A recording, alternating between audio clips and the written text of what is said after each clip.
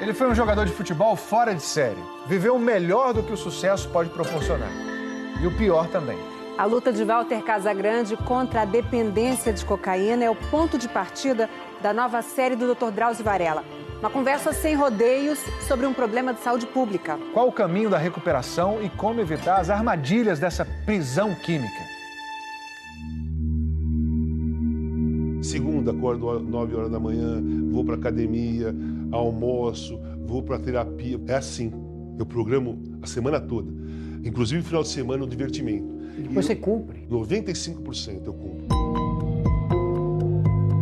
Se eu não tiver um amigo ou meu filho para sair, eu saio com a psicóloga. Me sentir sozinho ou cair na solidão é uma estrada rápida para recair. Quando eu entro no banheiro, tem um cara cheirando cocaína em cima da pia do banheiro. E ele virar para mim e vai assim, quer?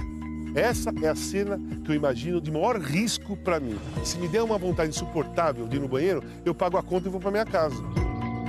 Eu evito armadilhas, doutor. Eu tive 4 overdoses. Nesta série, você vai conhecer os caminhos que o Casagrande percorreu para se libertar da cocaína. Não vamos nos aprofundar na ciência por trás das compulsões, nem discutir a liberação das drogas, mas falar sobre pessoas que nunca imaginaram ficar dependentes quando tiveram os primeiros contatos com a droga. Eu pegava coisa de casa, roubava amigos. Todo mundo sofre, não sofre só você, sofre a família inteira. O usuário cai numa armadilha que o aprisiona. Dormir na rua, dormir em praças. Ele não é imoral nem criminoso. Dependência de cocaína não é caso de polícia, mas de saúde pública.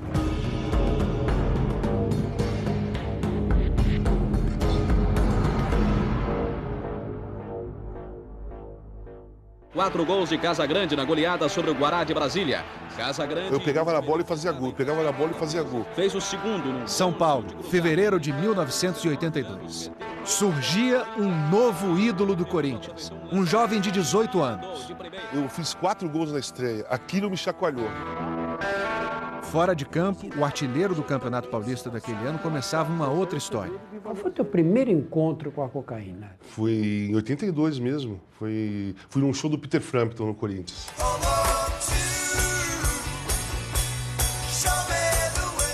Eu conheci a cocaína naquele dia. Qual foi a sensação? Maravilhosa, maravilhosa, aquilo que a cocaína dá mesmo.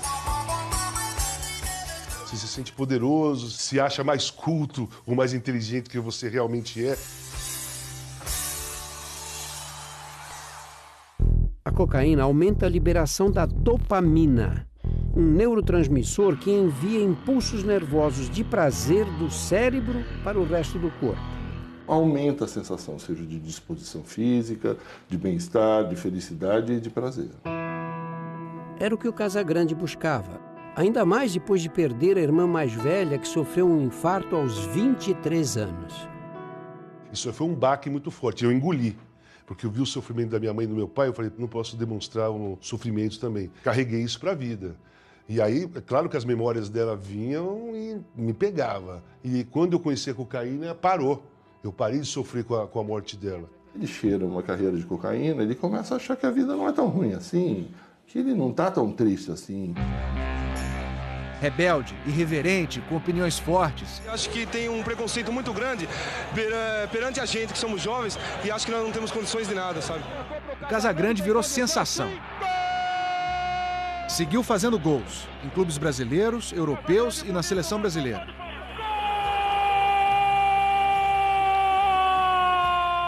Eu usava maconha, cocaína na semana, até cheguei a usar em véspera de jogo. Alternava fases de maior e menor uso de cocaína, numa época em que o controle antidoping não era rigoroso. Do modo que eu saía na noite para arrebentar, eu treinava para arrebentar. Meu físico segurou muito essa onda. Quando é que você descambou mesmo? Você perdeu o controle? A partir de 98.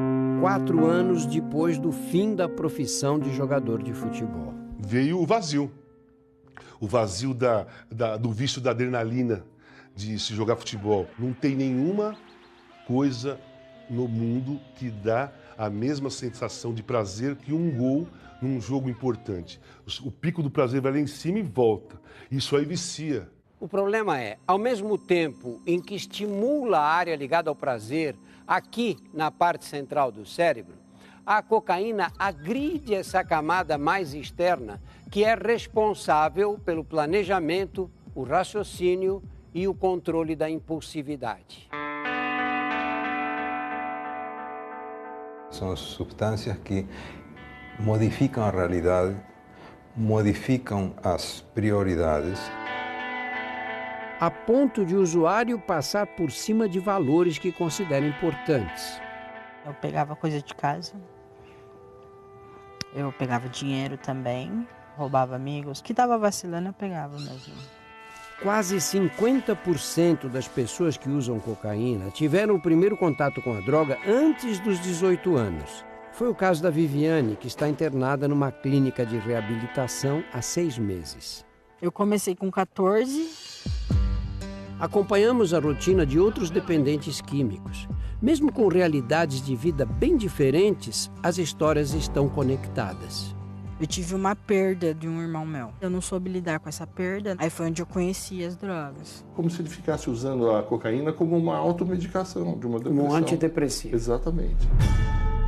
Mas esse prazer momentâneo, que funciona como um alívio para a dor emocional, vai diminuindo conforme o uso. O Maurício está há 20 anos longe das drogas, mas se lembra bem como tudo começou. Começa bem pouquinho, né? E vai aumentando, né? Conforme você vai usando. O corpo se acostuma com a substância e aí a quantidade de droga aumenta no uso. Comecei a usar maconha, chegou um momento da minha vida que não começou mais a fazer efeito. Comecei a usar, né? Cocaína, depois fui pro crack. Tem gente que pensa que crack é uma outra droga, não, é a cocaína fumada. Ao ser aspirada, a cocaína em pó é absorvida lentamente através da mucosa nasal e a mucosa dos seios da face e cai na corrente sanguínea. O efeito começa em 5 a 10 minutos.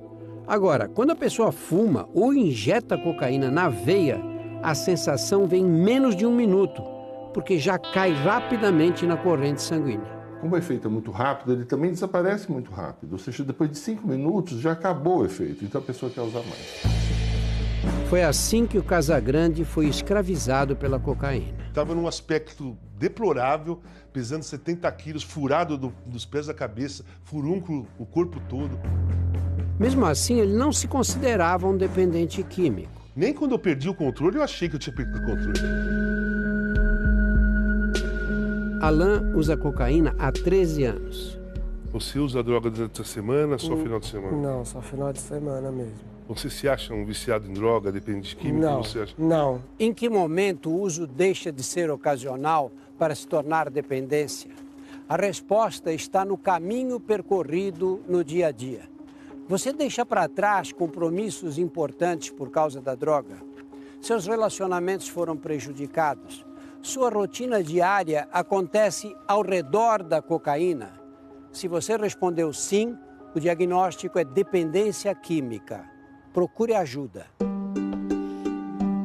Ainda a ficha dele ainda não caiu por completo, não. A ficha do Casagrande só começou a cair em 2005.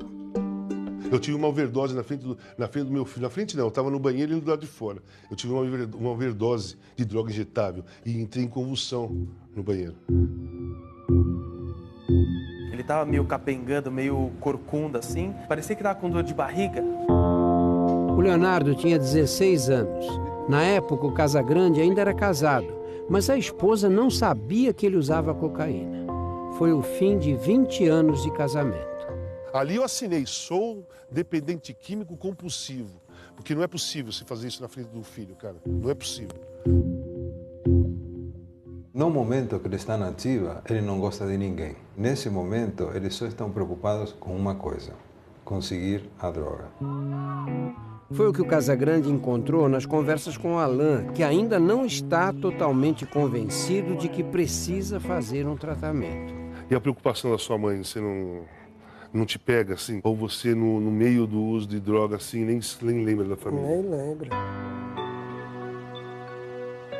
Escuta a vozinha dele, mãe. Que é ele. Em parte eu fico até contente, né? Falo assim, Ai, graças a Deus, pelo menos vivo tá. O Casagrande também saiu vivo da overdose.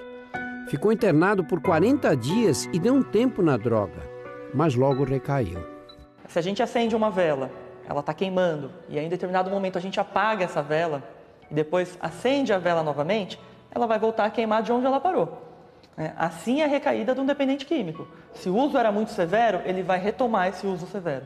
E eu comecei a ter visões, de surto psicótico, e comecei a ver demônios dentro do meu apartamento. Não dava para eu ver totalmente o rosto, não. O sofá murchava, que parece que tinha alguém sentado, e aparecia 2 garras em cada ponta do sofá. Garras igual de bichos? Garras, assim, ó. É tudo meu. Eu ouvia muito vozes, né? Às vezes eu chegava a enxergar coisas também. Depois de um tempo eu consegui perceber que realmente era pelo uso da substância, mas mesmo assim eu me causava medo. Isso que a gente chama de paranoia. Quem usa a primeira vez já pode ter esse tipo de sintoma. Esse tipo de fenômeno, como é que é explicado? Tem determinadas áreas do cérebro que, vamos dizer assim, coordenam o pensamento, né? Eles têm a ver com uma outra substância que chama serotonina no cérebro. A serotonina é outro neurotransmissor afetado durante o uso da cocaína. Quando superestimulado, provoca excitação e paranoia. Casagrande decidiu fugir das visões, de carro. Depois de misturar cocaína com calmantes e medicação para baixar a pressão, o previsível aconteceu. Walter Casagrande sofreu um acidente de carro na noite de ontem. Eu apaguei. Eu desmaiei, o pé desceu no acelerador. Ainda acelerou. Acelerou. Desse lado de cá tinha um monte de gente na calçada. E do lado de cá estavam todos os carros dele na calçada. A minha sorte que eu pendi pro lado de cá. Bateu na guia, subiu, capotei em cima de 6 carros e caiu do outro lado. Walter Casagrande teve um politraumatismo e chegou a ficar desacordado. A dependência química era uma doença crônica. Ela é incurável e ela é fatal. Ou o cara morre ou o cara se recupera. Casagrande sobreviveu. Só restava a recuperação. Eu sofri um acidente, acordei no hospital, vi o Dr. Pablo lá, não sabia quem era, dormi de novo e quando eu acordei eu estava aqui dentro. Dr. Pablo é médico psiquiatra da clínica de reabilitação. O que indica a internação, basicamente? Quando o paciente não tem condições de manter a abstinência. E quem te trouxe? Tua família? Minha família. Meu filho assinou a responsabilidade da internação, porque eu era involuntário. Involuntário é que eu não escolhi para vir. O Vitor estava com 21 anos. Ele não conseguia mais se cuidar e, por ser o filho mais velho, estava no meu colo ali a decisão do que fazer, de como tratar ele para ir para frente. Se você tivesse te dado essa opção... Não vinha, lógico que não.